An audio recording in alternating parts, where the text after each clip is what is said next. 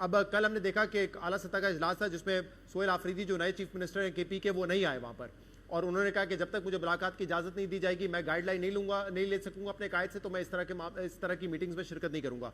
अब एक तरफ वजीर आजम जो है उनको मुबारकबाद पेश कर रहे हैं और कह रहे हैं कि हम खैबर पख्तूनख्वा की मुकम्मल मुआवनत करने के लिए तैयार हैं हर इशू पे। अगर इतना जेस्चर्स दिखा रहे हैं तो मुलाकात करने दें, बड़ी नॉर्मल सी बात है कि एक शख्स इलेक्ट हुआ है, जिसके नाम पे इलेक्ट हुआ है, उससे मुलाकात करके गाइडलाइन लेना चाहता है। मामला क्या है, क्यों नहीं मिलने दिया गया पहले भी, और क्या अब आइंदा हफ्ते मिलने दिया जाएगा या नहीं? देखिए, क्या जो केपी का सीएम है वो जब वो हलफ लेता है तो हलफ वो किस चीज़ का लेता है? केपी के लोगों की फलाह बहबूद का, या वो कहता है कि मैं फलाने मुजरम से मिलूंगा, फलाने टाइम पे मिलूंगा, उसको आज़ाद करवाऊंगा, उसकी हिफाजत करवाऊंगा? इस बात का हलफ लिया है उसने।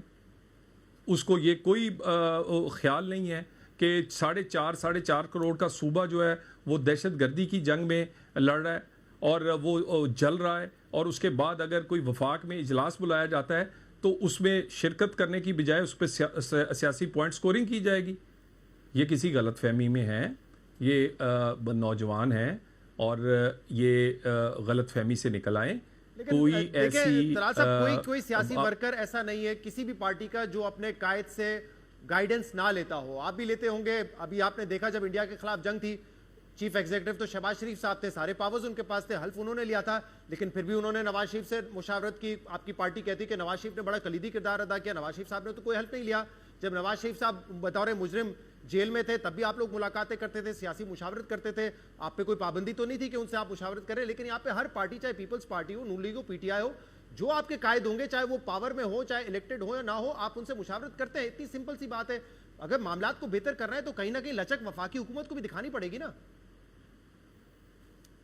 देखिए, एक मैं आपसे अर्ज कर दूं, अगर बहुत सारी मुसीबतों से बड़ी दो जमातें जो हैं वो निकली हैं, काल कोठरियों से लेके फांसी की घाट तक, तो जला वतनियों से लेके नाहलियों तक, तो उसके दौरान भी ना 9 मई हुआ है, ना 26 नवंबर हुआ है, ना IMF को ख़त लिखा गया है, और ना इस तरह की ट्वीट्स जो बानी PTI करते हैं उस तरह की ट्वीट्स हुई हैं कि आप तो सो बात ये है कि ये जो चाहते हैं और वो सज़ा याफ्ता हैं।